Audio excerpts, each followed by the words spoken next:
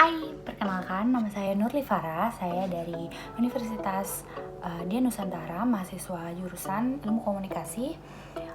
Dan di sini saya akan menjawab soal kuis dari mata kuliah Teori Komunikasi yang membicarakan tentang komunikasi massa. Jadi, di sini saya akan menjelaskan definisi komunikasi massa menurut tokoh ahli yaitu De Fleur dan Dennis yang mengatakan dalam bukunya bahwa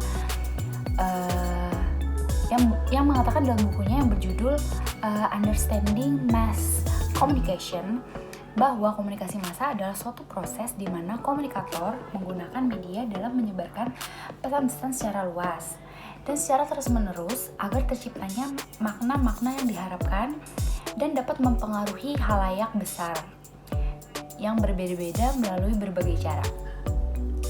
Jadi menurut saya komunikasi ini merupakan cara komunikator untuk menyuapi informasi-informasi yang sama untuk komunikan dan bertujuan untuk membangun persepsi dan mempengaruhi pola pikir individu yang menerimanya. Selanjutnya saya akan menjelaskan teori-teori yang ada dalam komunikasi massa. Yang pertama yaitu teori pengaturan agenda. Teori pengaturan agenda merupakan salah satu teori yang menjelaskan efek kumulatif media. Jadi beberapa tokoh yang merumuskan adalah Bernard Cohen, Maxwell McCombs, dan Donald Shaw. Nah, teori pengaturan media ini menggambarkan kekuatan pengaruh media. Intinya, pengaturan media adalah pembentukan kepedulian dan perhatian publik terhadap beberapa isu yang ditampilkan oleh media. Nah, jadi ada dua asumsi dasar yang mendasari sebagian besar penelitian mengenai pengaturan media, yaitu bahwa pers dan media tidak merefleksikan kenyataan yang sebenarnya setelah dilakukan penyaringan. Nah, dan jadinya konsentrasi media terhadap beberapa isu dan subjek mengajak publik untuk menerima isu tersebut lebih penting daripada isu lainnya. Jadi di sini terkesan media lebih melebih-lebihkan berita yang ada gitu, yang seharusnya cuma ada harimau lepas kandang di Ragunan. Terus highlightnya harimau lepas kandang terlihat memakan bangkai seperti bangkai manusia misalnya gitu. Ya pokoknya dilebih-lebihkan ya. Terus selanjutnya adalah ada teori spiral keheningan. Teori yang diperkenalkan oleh Elizabeth Noel Newman 1974 menggambarkan hubungan efek media terhadap pembentukan opini publik dan pola perilaku demokratis. Jadi frasa spiral of silence mengacu pada bagaimana sih orang-orang yang cenderung untuk tetap diam ketika mereka merasa tuh pandangannya merupakan minoritas. Jadi setiap individu yang melihat opininya sendiri diterima akan mengekspresikannya. Sementara itu mereka yang berpikir dirinya sebagai minoritas akan menekan pandangannya. Nah, para inovator dan agen perubahan tidak takut dalam menyuarakan pendapat yang berbeda, sebagaimana tidak takut terhadap isolasi. Jadi sebenarnya menyuarakan ini lebih kepada kepercayaan diri ya sepertinya, karena mungkin banyak banyak media yang memberitakan tentang hal-hal yang berhubungan si individu yang mayoritas, suatu kelompok mayoritas. Sementara kelompok minoritas akan memendam pendapatnya terhadap media tersebut seperti itu. Selanjutnya ada teori kesenjangan pengetahuan, yaitu teori ini pertama kali dikenalkan oleh Philip Tichenor, George Donoghue, dan Clarisse Oliet. Jadi, teori ini menyatakan bahwa bertambahnya jumlah informasi mengenai suatu topik akan mengakibatkan bertambahnya pula kesenjangan pengetahuan antara mereka yang mengetahui lebih banyak dan mereka yang mengetahui lebih sedikit.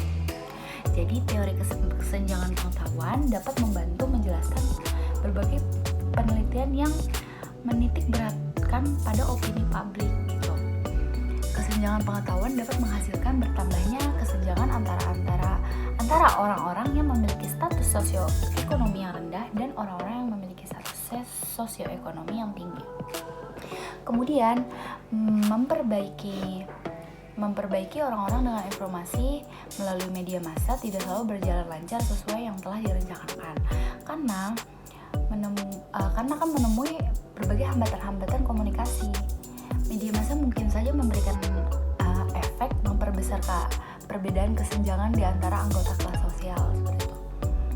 Di sini terdapat 5 alasan untuk menjustifikasi terjadinya kesenjangan pengetahuan sebagaimana yang diutarakan oleh Tichenor, Donoghue, dan Olien, yaitu bahwa orang-orang dengan tingkat sosioekonomi yang lebih tinggi cenderung 1. Memiliki keterampilan komunikasi, pendidikan, kemampuan berbicara, kemampuan informasi yang lebih baik. Lalu cenderung dapat menyimpan informasi secara lebih mudah untuk mengingat topik berdasarkan latar belakang pengetahuan. Selanjutnya yaitu memiliki konteks sosial yang lebih relevan dan lebih baik dalam melakukan terpaan selektif, penerimaan, dan retensi. Selanjutnya yaitu lebih mudah menjangkau media massa. Setelah itu adalah teori imperialisme budaya. Dennis McQuill dalam bukunya Teori Komunikasi Massa 1987, teori ini berasal dari teori sekaligus bukti awal mengenai peran media dalam pembangunan nasional. Teori ini berpandangan bahwa media dapat membantu modernisasi dan memperkenalkan nilai-nilai barat yang dilakukan, tapi dengan mengorbankan nilai-nilai tradisional dan menghilangkan keaslian budaya lokal gitu. Jadi secara sederhana dapat dikemukakan bahwa nilai-nilai yang diperkenalkan itu adalah nilai kapitalisme, dan karenanya proses imperialistis serta dilakukan secara sengaja atau disadari dengan sistematis yang menempatkan negara yang sedang berkembang dan lebih kecil di bawah kepentingan kekuasaan kapitalis yang lebih dominan. Yang terakhir yaitu ada teori sosial kognitif yang dibangun pertama kali oleh seorang psikolog, Albert Bandura, sekitar tahun 1960-an. Dan teori ini menitik beratkan pada bagaimana sih dan mengapa orang-orang cenderung untuk meniru apa yang mereka lihat dalam media gitu. Jadi ini adalah teori yang fokus pada kapasitas untuk belajar dengan mengalaminya secara langsung. Proses belajar melalui pengamatan ini bergantung pada sejumlah faktor, yaitu kemampuan subjek untuk memahami dan mengingat apa yang ia lihat dan mengidentifikasi karakter bermedia dan berbagai hal yang membimbing kepada proses pemodelan perilaku. Teori sosial kognitif adalah salah satu teori yang paling sering digunakan untuk meneliti media dan media massa. Oke, itu saja jawaban dari saya. Mudah-mudahan terjawab semua. Terima kasih. Selamat malam.